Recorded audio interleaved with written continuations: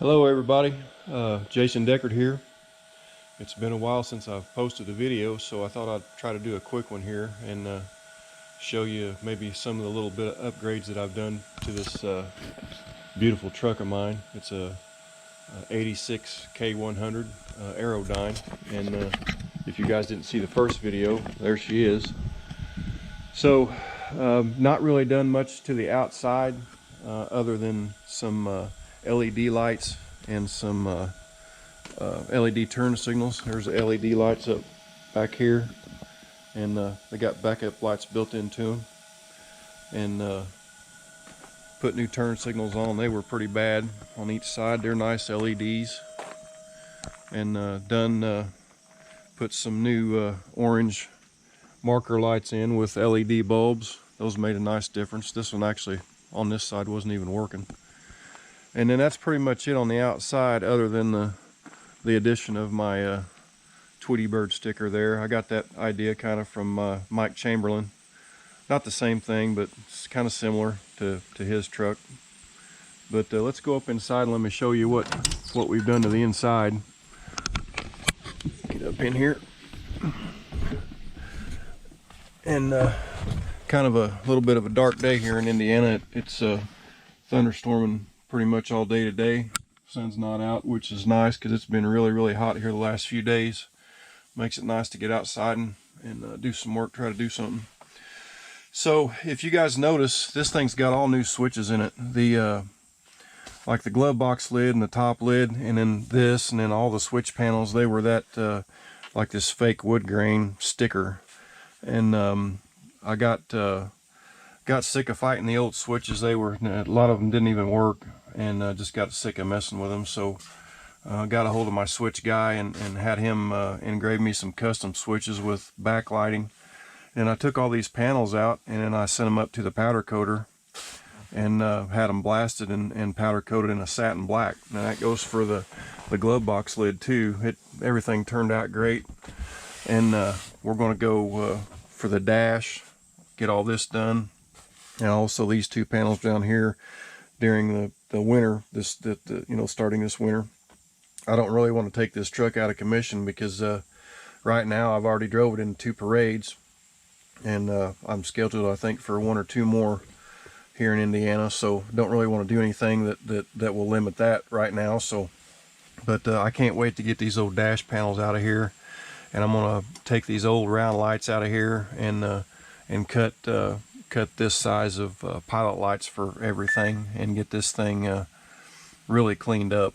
And that goes for I don't know if it's too dark back here for you guys to see, but the storage compartments up there, they're in the brown wood grain, and then the panel here for the sleeper, I'm going to do that too, get it all done at the same time. The bad thing about up here is all this is exposed to the sun. The sun shines through here, and instead of being a brown like they meant it to be, it's faded to like a gray, and it just looks terrible. It just looks terrible. So I think it'll look much better, with black satin, just to have the dash all blacked out and have it look a lot better.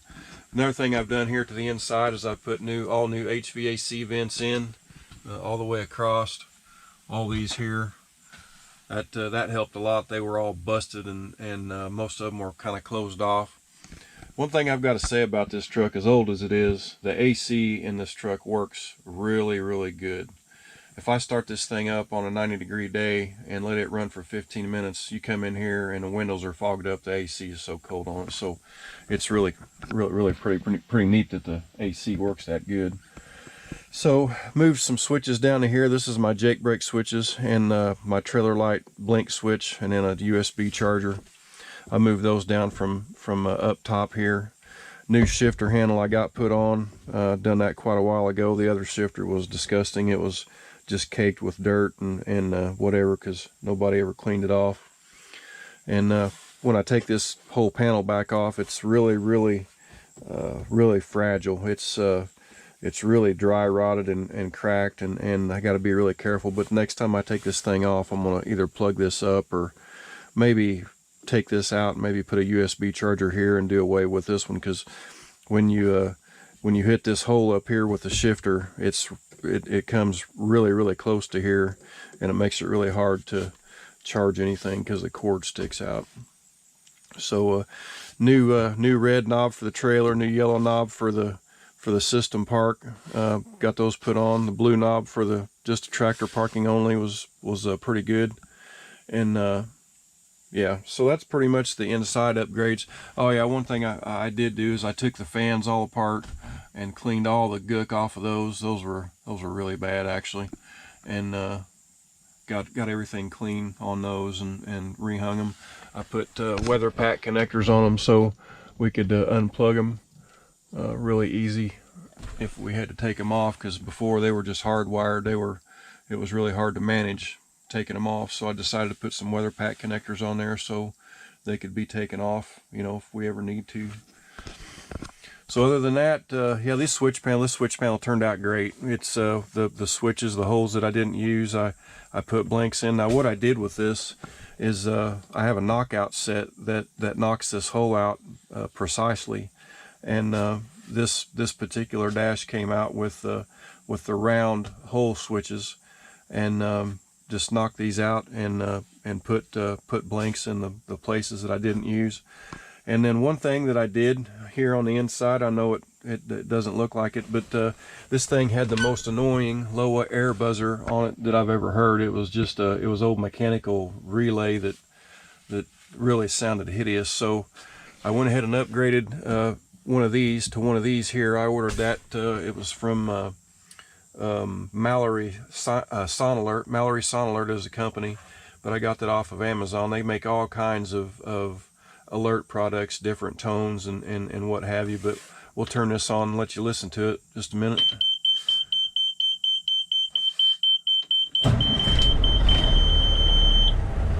And that's what it sounds like. So it's much more appealing to the ear than the old hideous buzzer that was there, but that fit right into one of the dash panels here. And I've also got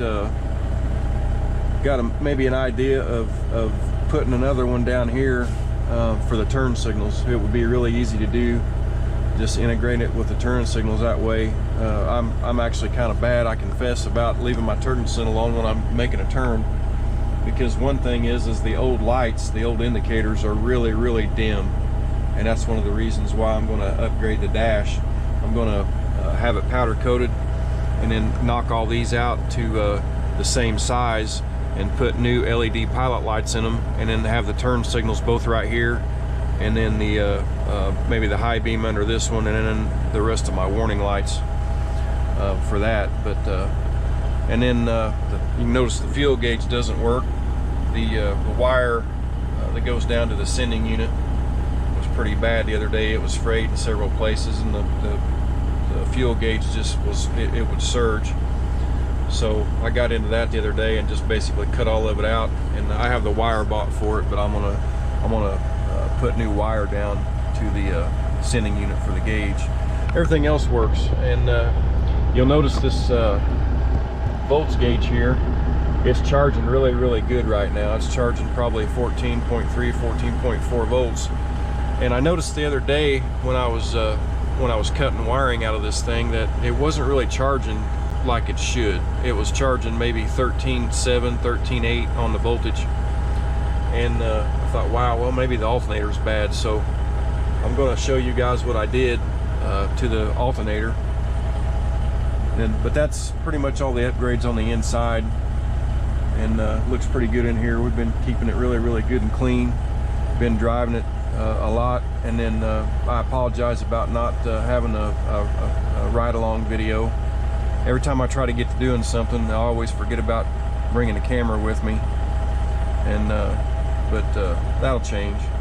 We'll get you some videos out there. Hopefully you guys like this one, and if you want to see anything else, just stick it in the comments or whatever. But I'll go ahead and get out, and then I want to jack this cab up, and I want to show you what I did out here for the alternator.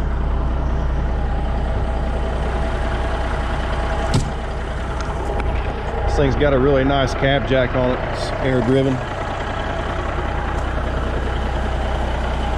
All you got to do is come over here Flip this little lever, hit the button, and away we go.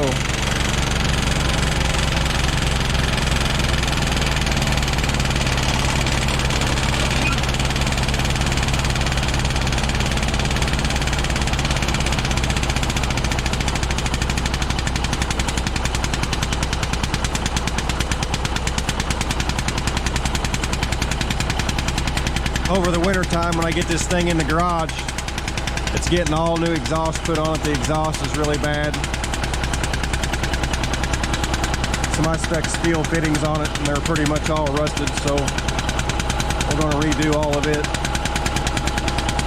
Put some straight stacks on it, get rid of these silly mufflers.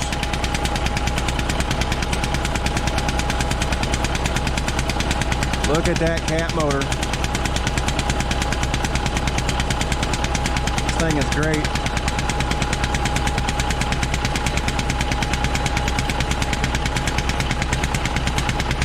I'm really surprised this truck didn't have the air ride for the cab. Really surprised on that, because this truck was one of the most luxurious trucks that you could buy back in 1986. But as you can see, it didn't come with air ride for the cab. I may try to do an upgrade for that later, maybe.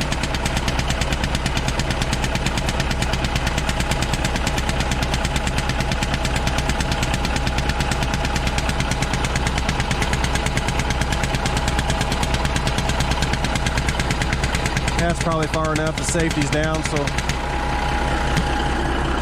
one of the things I did the other day was I got on the horn to Kenworth, and I asked him what my options were for replacing the alternator, and he said, well, what I would do, it's about the same price, I would put a Delco style alternator on it. And there it is. Put a brand new Delco 28 SI alternator. Had to use the pulley off of my old alternator, but got the ground cable on the outside on this side, and then the voltage cable on the back. And then I don't know if you guys can see it on camera or not, but there's a little bit of a misalignment with the belts, and I'm trying to get the camera so you can see I can have a straight on view. But the old one was like that too, and I noticed that before I took it off. So one thing I'm probably going to have to do, it's not a bad misalignment, but it's probably bad enough to where it'll wear out the belts prematurely if I leave it like that. But when I get it in the garage this winter, I'm going to take this block off right here, and I'm going to take a Dremel tool, and I'm going to very carefully channel out some more, because the adjustment, there's no adjustment there to go back. You can go back to the next set of holes back, but it's way too far. So I'm going to take a Dremel tool and cut about a 1/4 inch farther back in the bolt holes, and that'll give me the adjustment I need, and it'll scoot it back. But that alternator, this alternator is great. It actually charges now about 14.5 volts like it should. So the old alternator was an old Lease Novell alternator. And those were good alternators, but it just looked like it was really, really old and not really fitting the job anymore. So I just took it off and used the pulley off of it, and then I junked the rest of it. This engine's great. It's a great motor.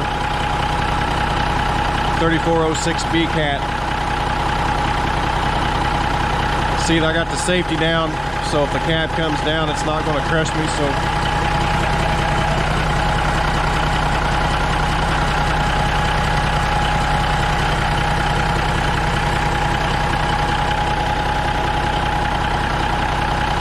I'll leave this, start lowering the cab a little bit so I can pull the safety up.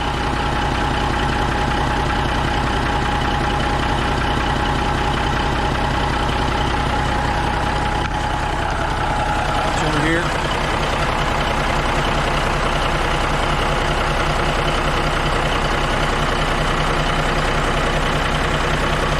Get past the safety and I'll get out of here.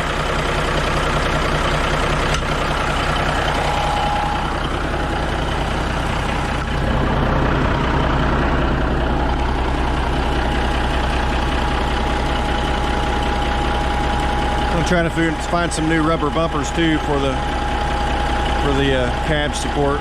They're looking pretty ragged, but not a priority right now.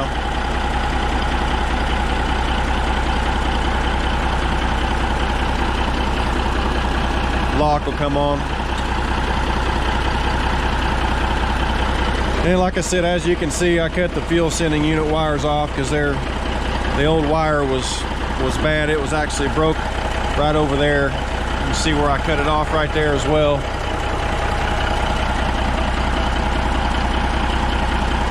And we've never upgraded the airbags on this thing. I've got 8 brand new airbags that I just bought the other day. That's going to be a winter project.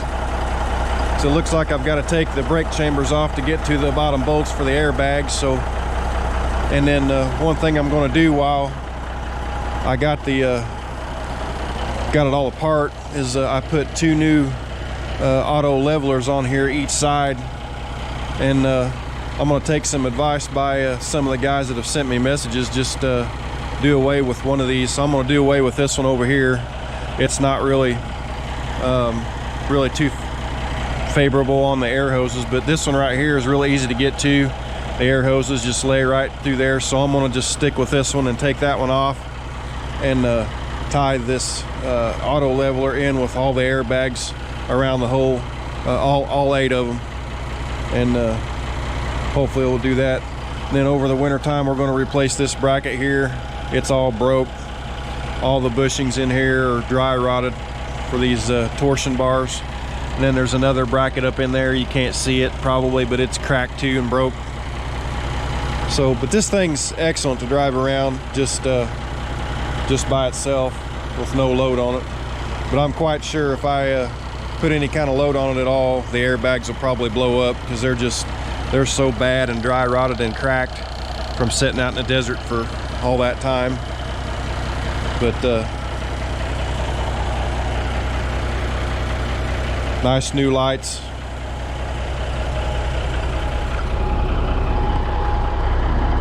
Turn the flashers on so you can see these lights in action.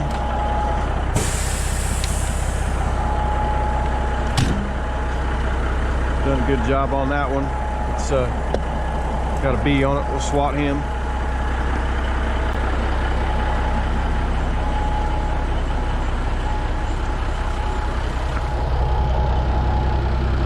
Pretty nice lights.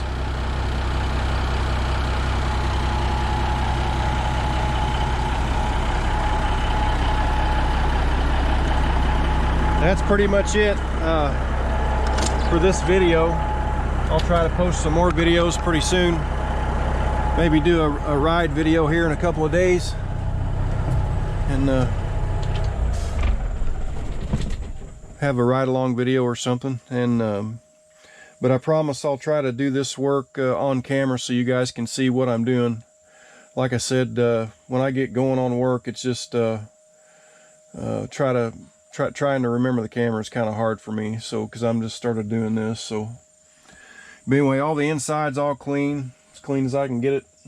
Keep a roll of paper towel and Armor All cleaner in here.